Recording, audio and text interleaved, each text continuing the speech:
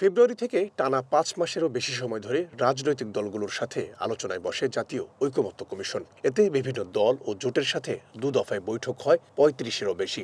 অন্তর্বর্তী সরকারের বর্ষপূর্তিতে এসব আলোচনার অগ্রগতি জানাতেই সকালে সংসদের এলডি ভবনে আয়োজন করা হয় সংবাদ সম্মেলনের।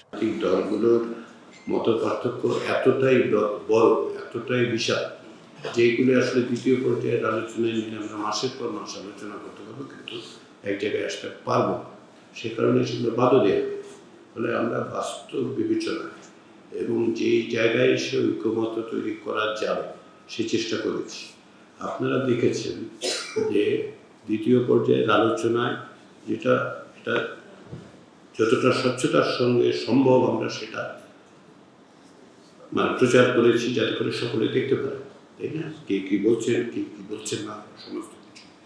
তো সেদিক থেকে সেটা হচ্ছে যে আমরা এই প্রক্রিয়াকে অগ্রসর করে যতদূর সম্ভব আমরা ঐকমত্যের জায়গায় আসতে চাই।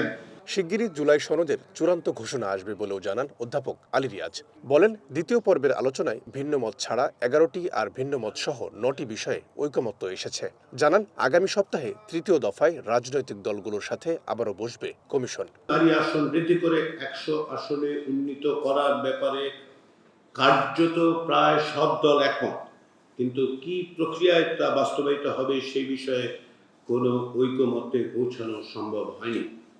ফলে শেষ পর্যন্ত বিদ্যমান পরোক্ষ নির্বাচন ব্যবস্থা বহাল রেখে পর্যায়ক্রমিকভাবে সরাসরি প্রতিদ্বন্দ্বিতায় নারীদের অংশগ্রহণ বৃদ্ধির ব্যাপারে সিদ্ধান্ত হয়।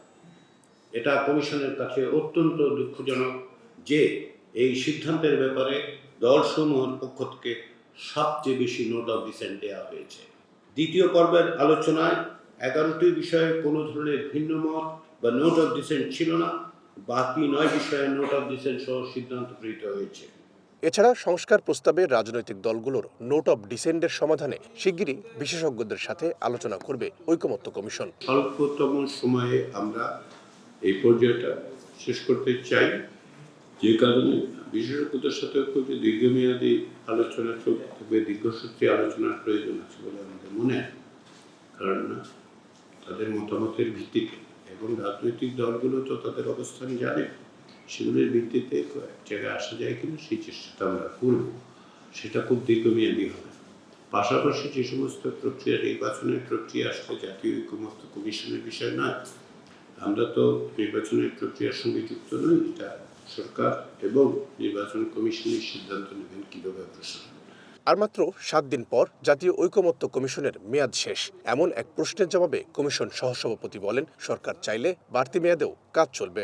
কমিশন মেয়াদ বাড়ানোর বিষয়টা সরকারের উপর নির্ভর করে। আমরা আলাদা করে সুপারিশ করব না যে মেয়াদ বাড়ানোর প্রয়োজন আছে কিনা। সেটা বাস্তব পরিস্থিতির বিবেচনায় সরকারের পক্ষ থেকে যদি মনে হয় যে এই কমিশনের মেয়াদ বাড়ানোর প্রয়োজন, আশা করি সরকার সেটা বিবেচনা করে দেখবে। জুলাই অভ্যুত্থানের পর 6টি কমিশনের মাধ্যমে রাষ্ট্র সংস্কারের প্রস্তাবনা নেয় অন্তর্বর্তী সরকার। রাষ্ট্রের কোন কোন ক্ষেত্রে কি কি পরিবর্তন দরকার, কমিশনগুলোর সেই প্রস্তাব নিয়ে পরে গঠন করা হয় জাতীয় ঐকমত্য কমিশন। সেই সময় পুলিশ সংস্কার কমিশনের সুপারিশগুলো। রহিম রুমন, ওয়ান নিউজ, ঢাকা।